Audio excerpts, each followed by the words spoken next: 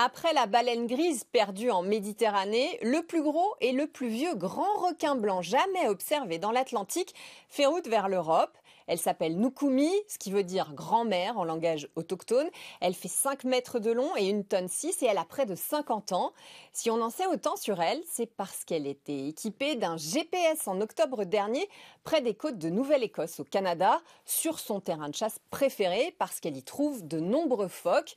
Mais depuis février, Nukumi a décidé de changer de route et de traverser l'Atlantique direction l'Europe. Elle a même passé la dorsale sous-marine située au milieu de l'océan, une barrière naturelle en général qui fait faire demi-tour à ses congénères tentés eux aussi par l'aventure européenne.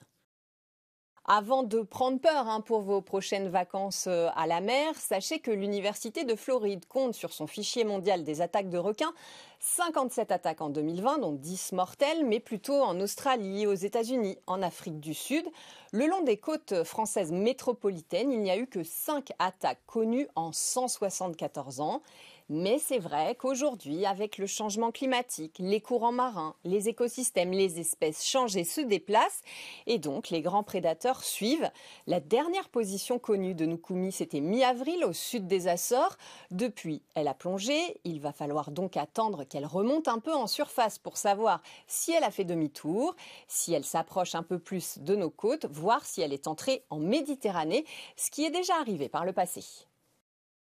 Il peut y avoir plusieurs causes qui déroutent ce gros poisson de son habitat naturel.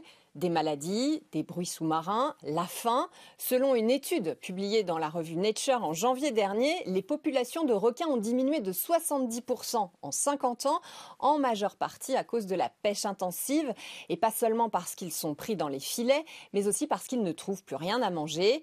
Les biologistes qui suivent Nukumi pensent qu'il y a une autre raison. Elle est enceinte et si elle s'est éloignée des côtes ouest de l'Atlantique, c'est pour protéger ses petits de ceux qui peuvent leur en vouloir, comme les autres grands requins blancs mâles ou alors l'autre grand prédateur des mers, l'orque.